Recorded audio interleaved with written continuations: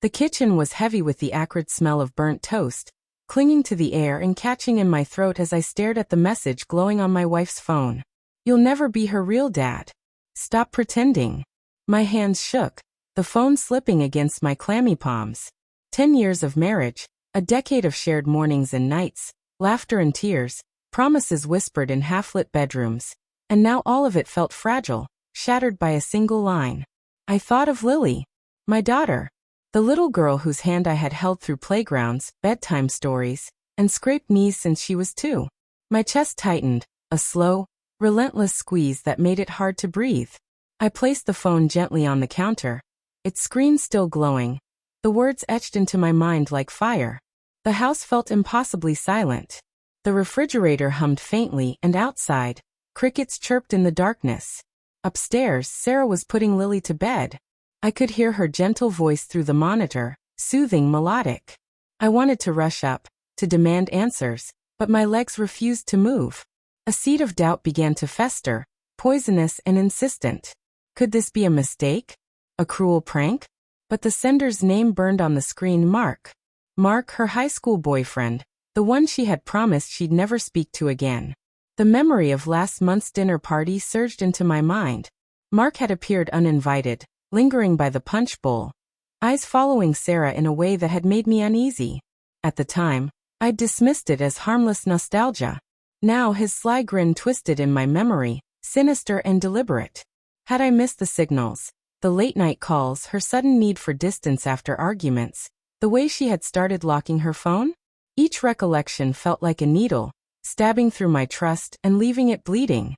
I paced the kitchen, the linoleum cold beneath my bare feet, the clock inching toward midnight.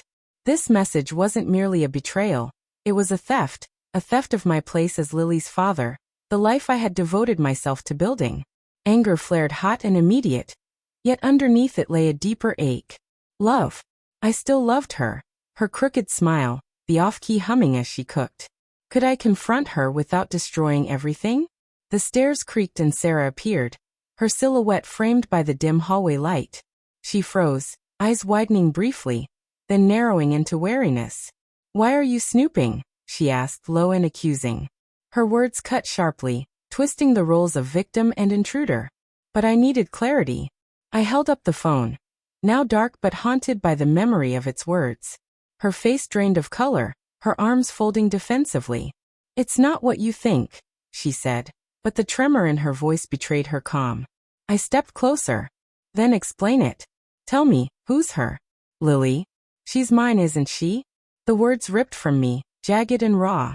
Sarah's gaze flickered toward the fridge, where Lily's crayon drawings hung. Stick figures of us under a lopsided sun, smiling as a family. "It's complicated," she whispered, twisting the hem of her sweater. Complicated. A word so small yet loaded with pain. I wanted to scream, to shake her, to force the truth out. But then I saw her, small, vulnerable, like the woman I had held after her mother died. Not the one who had shattered my world. She motioned me to the table. I stayed rooted, wary. "Mark reached out months ago," she began, slow and deliberate. "He was struggling, said he needed a friend." Friend. The word stung, insufficient for the weight of betrayal it concealed. "I didn't tell you because I knew you'd overreact." My laugh came out hollow, bitter. "Overreact? He's texting you about our daughter, calling me a fraud, and that's a friendly gesture?" My voice cracked, laden with hurt. Her eyes glistened but held firm. "He's wrong. Lily is yours. You've raised her, loved her. Mark is just bitter jealous." Her words were a lifeline, fragile but tangible. Yet doubt still gnawed at me. Why reach out at all? Why conceal it? Then why hide it? I demanded. My hands gripped the counter, nails digging into the wood. Silence answered me, weighty and suffocating. Her eyes dropped, landing on Lily's drawings. "It was a mistake," she whispered, voice barely audible.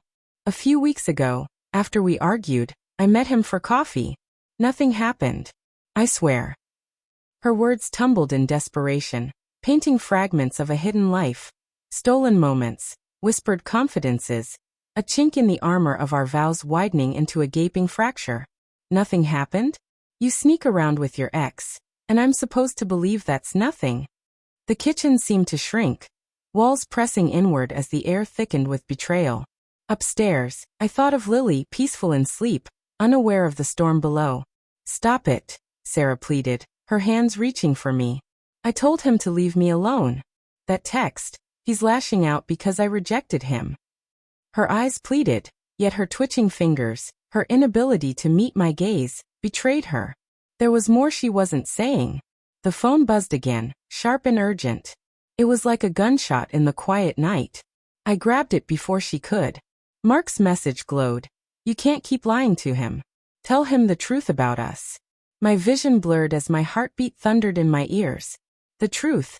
Not just coffee, not just a minor lapse, but a hidden existence, parallel and secret, where I did not exist. I held up the phone. Her face crumpled, fear and resignation etched in every line. "How long?" I whispered, voice trembling. She didn't speak. Her silence screamed, deafening in the stillness. I thought of Lily, of all the trust and love I had poured into raising her. Had it been built on a lie? The phone slipped from my fingers, clattering to the floor. "I'm sorry," Sarah sobbed, reaching for me. But I recoiled. The woman I loved was now a stranger. Her betrayal had carved a wound that would never fully close. And the most devastating truth of all, Lily wasn't mine. Not by blood. And Sarah had known. The life I had thought real, the family I had devoted myself to, had been nothing more than a carefully maintained illusion, crumbling in the wake of her decade-long deception.